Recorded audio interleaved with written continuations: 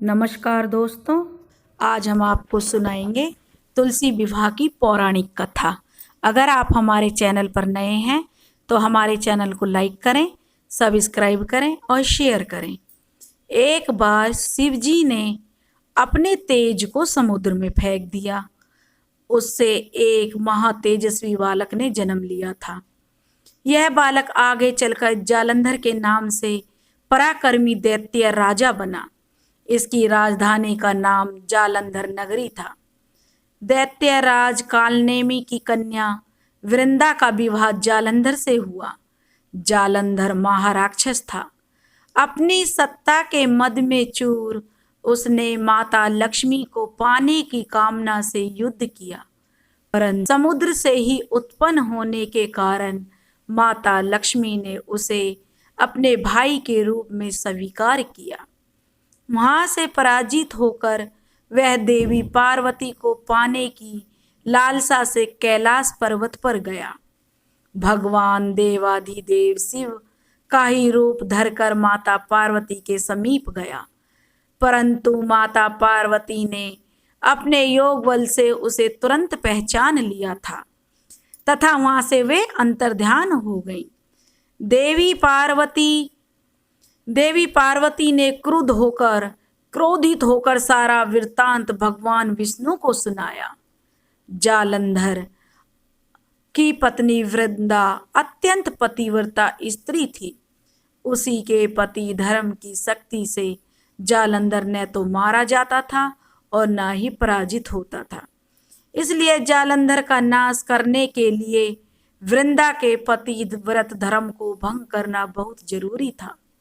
इसी कारण भगवान विष्णु ऋषि का वेश धारण कर वन में जा पहुंचे, जहां वृंदा अकेली भ्रमण कर रही थी।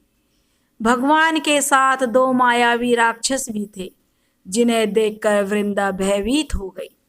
ऋषि ने वृंदा के सामने पल भर में ही दोनों राक्षसों को भस्म कर दिया।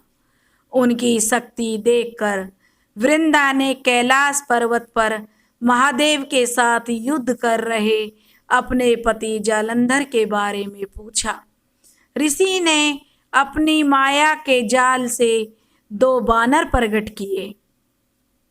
एक बानर के हाथ में जालंधर का सिर था तथा दूसरे हाथ में जालंधर का धड़ था। अपने पति की यह दशा देखकर वृंदा मूर्छित होकर गिर पड़ी।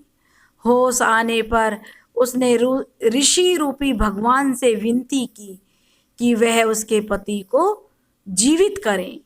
भगवान ने अपनी माया से पुनः जालंधर का सिर धड़ से जोड़ दिया, परंतु स्वयं भी वह उसी शरीर में प्रवेश कर गए। वृंदा को इस छल का जरा भी आभास नहीं हुआ। जालंधर बने भगवान के साथ वृंदा पतिव्रता का व्यवहार करने लगी, जिससे उसका सतीत्व भंग हो गया। ऐसा होते ही वृंदा का पति जालंधर युद्ध में हार गया।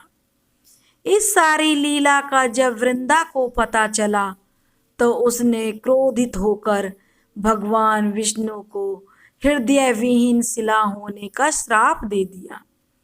अपने भक्त के श्राप को विष्णु जी ने स्वीकार किया और शालिग्राम पत्थर बन गए।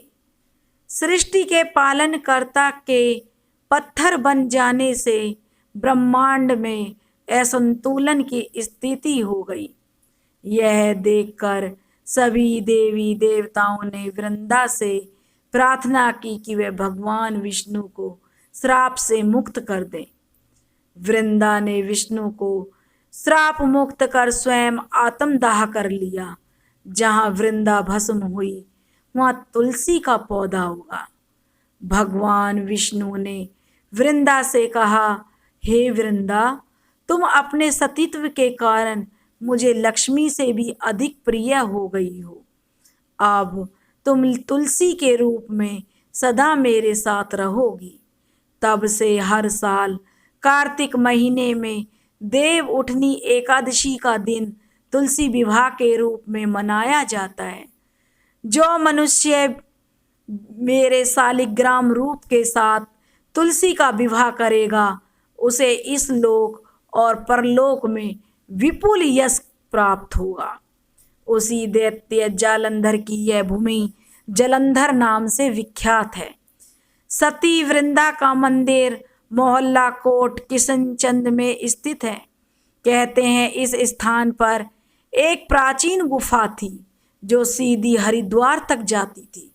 सच्चे मन से 40 दिन तक सती वृंदा देवी के मंदिर में पूजा करने से सभी मनोरथ पूरे होते हैं।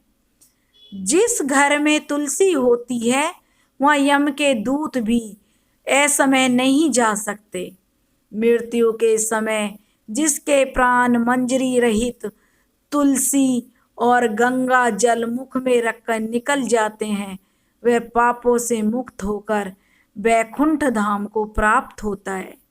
जो मनुष्य तुलसी या आंवले की छाया में अपने पितरों का श्राद्ध करता है, उनके पितृ जो मोक्ष को प्राप्त होते हैं और उनका पितृदोष समाप्त हो जाता है। देवउठनी एकादशी को तुलसी के विवाह करने का बहुत महत्व है। जो लोग तुलसी का विवाह कराते हैं उनको कन्या दान करने जितना फल प्राप्त होता है। राधे राधे दोस्तों।